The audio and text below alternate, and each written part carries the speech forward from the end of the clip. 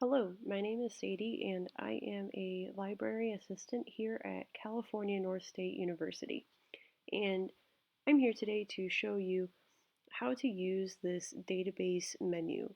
Uh, I know that you guys know how to log on to our library website and click the link to access the database menu. So here today, I'm going to show you how to choose the database that you want to use, uh, search for articles that are relevant to your research, and learn a bit more about how you can do this more efficiently and make this a more familiar process.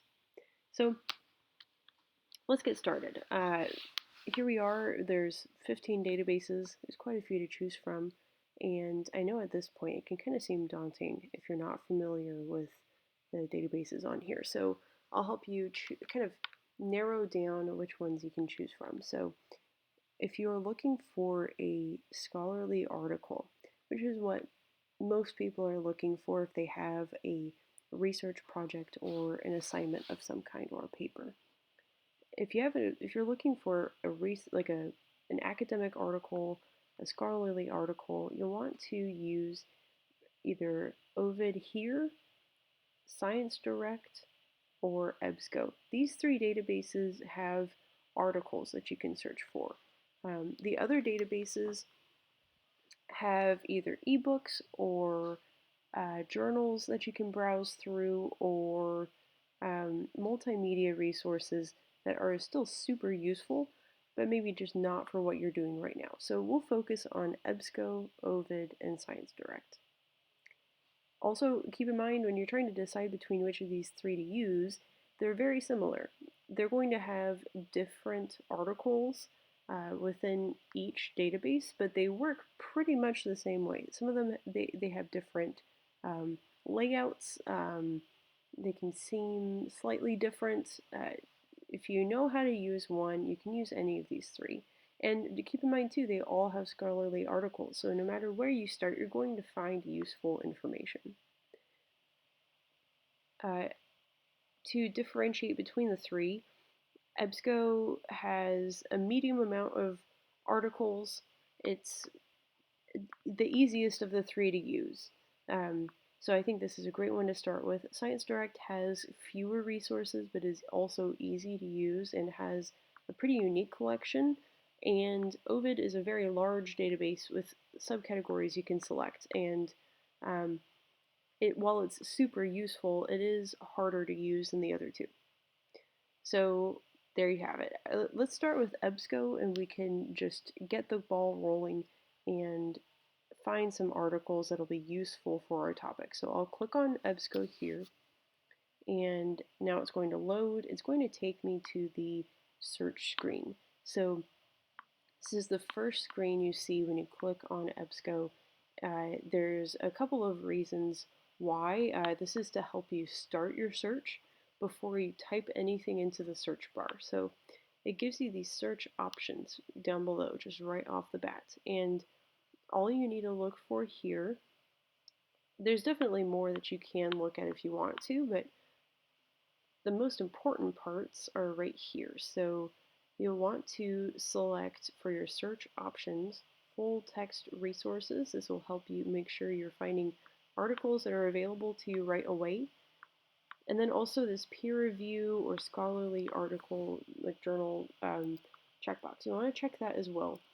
Peer review journals go through an extra step to publish their resources. If you select this, you're just ensuring that you're finding the highest quality resources within EBSCO. Okay, so we've selected those two. We've got our search options set. That's pretty much step one when you're in a database. Now we can actually start a search. So to do that, don't feel like you need to have your search topic all figured out right off the bat. In fact, the databases can help you figure out what it is you want to write about. And I'll show you how that works. I'll do my own research project to help you see how you can figure out your topic in action. So if I'm doing my own research topic on mental illness, here I'll type that into the search bar here. Notice that this is very similar to a search bar you've seen like on Google or on a website if you're shopping for something. It works the same way. You type in keywords into this search bar, and depending on what you search, you can either get really good results or just stuff that does not relate at all to what you were looking for. It's just a matter, there's kind of an art to selecting these keywords, and that just takes time. But for now, I'll type in, so I said I wanted to do a research project on mental illness. So I'm going to type in, that's all I know so far. I don't really know that much about mental illness. I that's partly why I want to research it, right? The whole point of research is to learn about something and become more familiar with it. So what I'll do here is, this is as far as I can go now. That's totally fine. I hit enter, I hit search, and now we've got our results. It loads the results page. What's really helpful now is reading through these results and seeing what terms these authors use to describe their own work on mental illness or related topics. And I can start to find keywords I would never have thought of before. You can also find good journals and good authors that come up multiple times, and those can be really good clues that I should pay attention to those journals and authors and keywords. So let's see what we've got. We've got right off the bat classifying major mental disorders genetically. Already that's really interesting. I didn't think about classifying mental disorders. Mental disorder is itself a different term. We can include genetics in the mix. That could be a possible path to go down within mental illnesses or mental disorders. We've got psychiatric disorders. You can see down here in this subject list, they've got a list of keywords that you can use. These are usually provided by the author. Specific disorders like autism. If I scroll through, I'm just getting ideas for what I could narrow my topic down to. And you know what? I really think that this genetic component to mental illness is really interesting. I also might research mental disorders because it seems that that is popping up more than mental illness. So I think that might be a more a more accurate search term. So let's go back up to the top here. And keep in mind, you can keep scrolling as long as you want. You've got 90,000 results, so you can keep going if you want to. I'm going to type in mental disorder, and then I'm also going to type in genetics. That's a very broad term for genetics, just the overall topic of it. And now we can start to get into some of these results. We notice we went down quite a bit. We've got 19,000 results now. I'm going to scroll through. Oh boy, we've got some very detailed articles here. Let's see. Dose-dependent effects. Okay, so it's talking about medicine. We've got, this is interesting. Okay, so traits, and we've got an age group. All right, that's a very interesting article.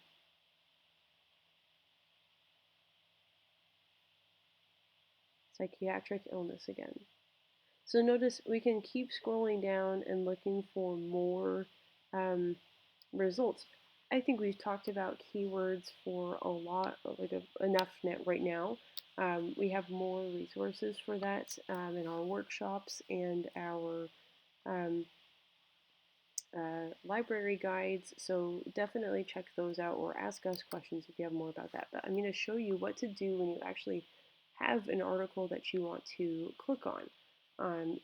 The discovery process does not end here, so let's go. So let's click on this article. I thought this was really interesting. Genetic risk for psychiatric illness associated with the number of hospitalizations bipolar disorder patients. Okay, so perfect. Let's go through and look at this. Notice it takes you to a web page, not a not just the article right off the bat, and there's a reason for that. So you've got these authors here, you've got a list of the authors that are involved in writing this article. There's a link for each of them. You can see what else they have written. Um, for the source here, you can click on the journal and see what other volumes they have and articles. They've got keywords from the author. You can read through the abstract, see if you think it's interesting. You can also see where the author has worked and where they've done research. And there's more information on the side here. So that's it for this part right here. On the right hand side, you have tools. You can save this to your own Google Drive. If you have an EBSCO account, you can save it to your folder here. You can print out this page. You can email this to yourself. And then on the left-hand side, you have a full text finder. Now this may seem strange, but if you click on this link, it'll take you to the actual article PDF. Sometimes the article PDF is available right here in EBSCO, but if you see this full text finder, it means, oh, I found a full text version of this article on a different site. Let me take you there. If you click on it, it'll take you there. You can also request a PDF of it through the library. If you send this to us, we will find the article and get it to you, if for some reason the full text finder isn't working or something. And there you have it. So lots of resources that you can use here. We've found an article that I think is really interesting, and what I'll do next is I'll look at this article. I'll look at the subheadings within it, and I'll look at the citations list at the bottom of the article so that I can see what they've referenced and if there's any relevant articles in their citations list. So I can keep finding more information. Okay, so there we are. We started here at the menu. You can do the same process in ScienceDirect and Ovid. And if you have more questions, please come see us in the library. You can make a research appointment, or you can come just show up at the desk and ask us a couple of questions, and we are more than happy to help you. And thank you for listening. Have a good day.